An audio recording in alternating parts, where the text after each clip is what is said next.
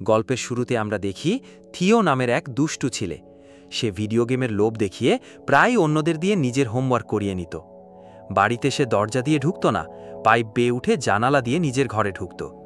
একদিন থিও ছাদে গিয়ে কলা খেতে খেতে হঠাৎ করে কলার ছিলকার নিচে ছুঁড়ে ফেলে। তখনই হঠাৎ করে একটা পোর্টাল খুলে যায় আর কলার ছিলকা হাওয়ায় মিলিয়ে যায়। থিও বুঝতে পারে কিছু অদ্ভুত ঘটছে। এরপর সে নিচে নেমে দেখে আসলেই কিছুই নেই। কৌতূহলে সে রোলার স্কেট ফেলে, সেটাও উধাও। পাথর ছুরি দেয়, সেটাও নিখোঁজ। এবার সে ছুটে তার বড় ভাই অস্কারের কাছে যায়। তারা দুজনেই দাদির সাথে থাকে, কারণ মা বাবা কেউই আর নেই। কিন্তু তখন অস্কার থিওর উপর রেগেছিল, কারণ থিও মায়ের কিছু গবেষণার নোট ছেড়ে রকেট বানিয়েছিল। থিও পোর্টালের কথা বোঝানোর চেষ্টা করে, কিন্তু অস্কার ভাবে থিও মজা করছে। থিও মনে করত তাদের মা কাউকে নিয়ে পালিয়ে গেছেন, কিন্তু অস্কার বিশ্বাস করত যে তাদের মা একজন বিজ্ঞানী ছিলেন, যিনি টাইম পোর্টালের উপর গবেষণা করছিলেন এবং হয়তো অন্য কোনো সময় হারিয়ে গেছেন। দুই ভাইয়ের মধ্যে ঝগড়া বাড়তে থাকে। দাদি ডেকে খেতে বসায়। দাদির সামনে তারা চুপ থাকলেও পরে আবার ঝগড়া শুরু হয়। রাগের মাথায় অস্কার থিওকে গাল দেয়, আর থিও রেগে গিয়ে অস্কারের প্রিয় টার্টেলটিকে পোর্টালে ফেলে দেয়। টার্টেল হারিয়ে গিয়ে অস্কার ভেঙে পড়ে, তার খোঁজে মিসিং পোস্টার লাগায়। খুব কাছের ছিল সেই টার্টেল। পরে থিও মনে হয় সেই টার্টেল উদ্ধার করতে পোর্টালে লাফ দেয়। সে এমন এক জায়গায় গিয়ে পড়ে যেখানে আগে ফেলা সব জিনিস ছিল, টার্টেলটাও। টার্টেল নিয়ে ফিরে আসে, চুপচাপ ঘুমিয়ে পড়ে। পরদিন ভোরে দেখা যায় অস্কার এখন অনেক বড় হয়েছে, একজন বিশ্ববিদ্যালয় প্রফেসর। থিও বুঝতে পারে টাইম পোর্টাল দিয়ে 1990 থেকে 2022 সালে চলে এসছে। অস্কার একজন পদার্থবিজ্ঞানের অধ্যাপক। সে ডেভিড নামের এক দোকানির কাছে যায়। কিছু সময় পর ডেভিডের মেয়ে এলিনা আসে। অস্কার ও এলিনা একে অপরকে ছোটবেলা থেকে চেনে। এলিনার ডিভোর্স হয়ে গেছে, তার 2টি সন্তান আছে। তবুও অস্কারের মনে তার জন্য অনুভূতি এখনও আছে। ঘরে থিও উঠে অস্কারকে খুঁজে বেড়ায়। সে দাদির কাছে যায়, কিন্তু দাদি এখন অনেক বয়স্ক হয়ে যাওয়ায় তাকে চিনতে পারে না। যখন অস্কার থিওকে দেখে, সে অবাক হয়ে যায়। অস্কার জ্ঞান ফিরে পেলে জানতে চায়, তুই কি সত্যিই থিও? থিও অবাক হয়ে জিজ্ঞাসা করে, তুমি কে? আমার নাম জানো কিভাবে? অস্কার তখন বলে, আমি তোর বড় ভাই। ধীরে ধীরে তারা বুঝতে পারে থিও টাইম ট্রাভেল করে এসছে। থিও 1992-তে ফিরতে চায়, কারণ ভয় হয় দাদি তাকে বকা দেবে। কিন্তু এবার আর কোনো পোর্টাল খুলে না। অস্কার বোঝায় টাইম ট্রাভেল সহজ নয়। যেই পোর্টাল দিয়ে এসেছো সেটি সবসময় ফিরে যাওয়ার পথ দেয় না। নতুন পোর্টাল খুঁজতে হবে। অস্কার থিওকে নিয়ে তার প্রফেসরের কাছে যায়। প্রফেসর বলে, 2022-এ প্রযুক্তি অনেক এগিয়েছে, কিন্তু টাইম পোর্টাল অসম্ভব। থিও 2022-এর নতুন প্রযুক্তিতে অবাক হয়। মোবাইল ফোন দেখে চমকে যায়।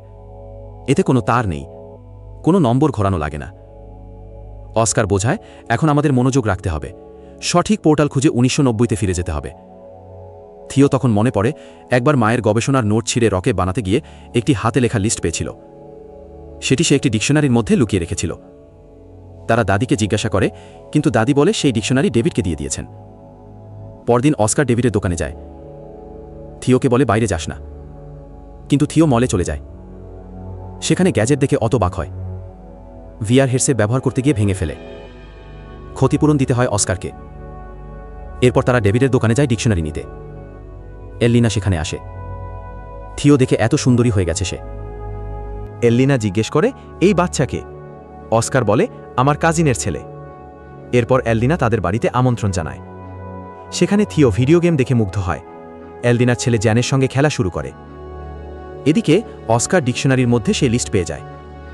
খেলতে খেলতে এলিনার বাচ্চারা থিওকে নিয়ে মজা করে, কারণ সে আধুনিক গেম বোঝে না।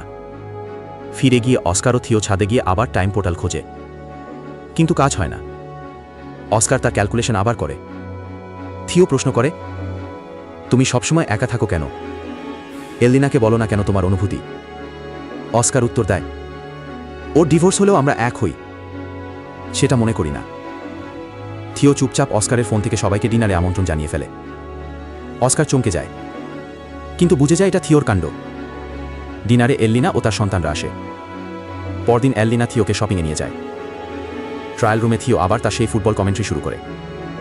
এলিনার মনে পড়ে, এটা তো ছোট থিও।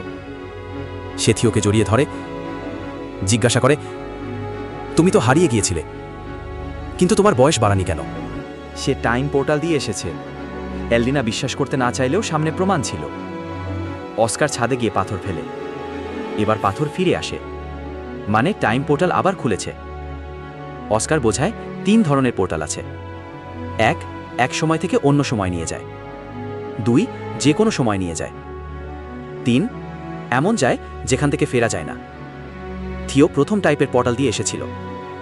এখন আবার একটি পোর্টাল খুঁজতে হবে 1990-তে ফেরার জন্য। তারা গবেষণা শুরু করে। এলিনা প্রতিদিন আসত। ধীরে ধীরে অস্কার খুশিতে নাচত। তারা ভাবতে থাকে, যদি থিও ফিরে যায়, এলিনার ফিউচার বদলে যাবে না তো?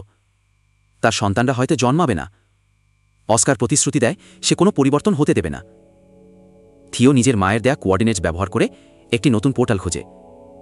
এলিনার ছেলে মেয়ের সাহায্যে তারা এক মাঝের পথ পায় যেখানে সম্ভবত পোর্টালিং আছে। থিও জাম্প দেয় পানিতে, সঙ্গে এলিনার 2 সন্তানও পড়ে যায়। তারা উঠে দেখে শহরের জায়গা এখন পাহাড়। তারা 1990 নয়, চলে গেছে আরও পেছনে, 1949 সালে। এখন তারা বোঝার চেষ্টা করে কি হলো। তারা দ্বিতীয় টাইপের পোর্টাল ব্যবহার করেছে। এদিকে 2022-এ এলিনা অস্কারকে জানায় থিও ও বাচ্চারা গায়েব। অস্কার অনুমান করে তারা হয়তো পোর্টাল খুঁজে পেয়েছে, এখন ওদের উদ্ধার করতে হবে। 1949-এ বাচ্চারা না টাকা, না ফোন, না খাবার, কিছুই নেই। তখন তারা গ্যাজেট দিয়ে মাইন্ড রিডিং ম্যাজিক শো করে কিছু টাকা আয় করে। কিন্তু পুলিশ দেখে ফেলে, কারণ অনুমতি ছাড়া পারফর্ম করা নিষেধ। তারা পালাতে থাকে, কিন্তু হঠাৎ এক লোক এসে তাদের কিডন্যাপ করে। এই লোক তাদের এক গ্যাংয়ের কাছে নিয়ে যায় যারা সরকারের বিরুদ্ধ। সেই গ্যাংয়ের নেতা বলে এই ছেলেমেয়েরা গ্যাংয়ের সিক্রেট কোড জানে। থিও অবাক হয়ে জিজ্ঞাসা করে, কি কোড? লোকটি বলে, তুমি যে সিটি বাজিয়েছিলে পুলিশ থেকে পালাতে, সেটা গ্যাংয়ের কোড। এটা থিওকে দাদি শিখিয়েছিল। তখনই এক তরুণী আসে। এটা থিওর দাদি যখন সে তরুণী ছিল। থিও দাদিকে চিনে ফেলে, কিন্তু কিছু বলে না। তাকে জড়িয়ে ধরে। গ্যাং ভালো কাজ করে, তারা বাচ্চাদের ক্ষতি করবে না। 1990-তে অস্কার ও এলিনা থিওকে খুঁজতে গিয়ে পুরনো ছবি খুঁজে পায়। সেখানে থিও, ব্র্যান্ডা আর ন্যাথন সহ ছবি তোলা। ছবির পেছনে লেখা থাকে নতুন পোর্টালের কোঅর্ডিনেটস। তারা আবার 2022-এ ফিরে যায় এবং পোর্টাল খুঁজে 1949-এ যায়। দাদির গ্যাং সিটির মাধ্যমে অস্কারকে চিনে ফেলে। থিও এখন আর ফিরতে চায় না, সে অস্কারের মতো থাকতে চায়। অস্কার বলে, তুই থাকলে ছোট অস্কার আরও একা হয়ে যাবে। তারা সবাই মিলে পোর্টালে ফিরে যায়। থিও 1990-তে ফেরে। তার ফিরে আসা দাদির মুখে হাসি এনে দেয়। অস্কার মায়ের বই ফেলে দিচ্ছিল, কিন্তু থিও তাকে টাইম ট্রাভেলের কথা বলে ও 2022-এর মোবাইল দেখায়। অস্কার পুরো বিশ্বাস না করলেও ফোন দেখে বুঝে নেয় থিও সত্য বলছে। 2 ভাই প্রতিজ্ঞা করে টাইম পোর্টাল ব্যবহার করবে না। শেষ দৃশ্যে দরজায় বেল বাজে। থিও বলে, তোমার প্রেমিকা এলিনা এসেছে ভবিষ্যৎ বদলানোর জন্য। অস্কার দরজা খুলে দেখে সত্যিই এলবিনা দাঁড়িয়ে। সব শেষে আমরা দেখি একটা প্রাচীন সময়ের পোর্টাল খুলে যায়। সেখান থেকে একজন মহিলা বের হন, মা। সে প্রাচীন সময়ের লোকদের বিজ্ঞান শেখানো শুরু করেন।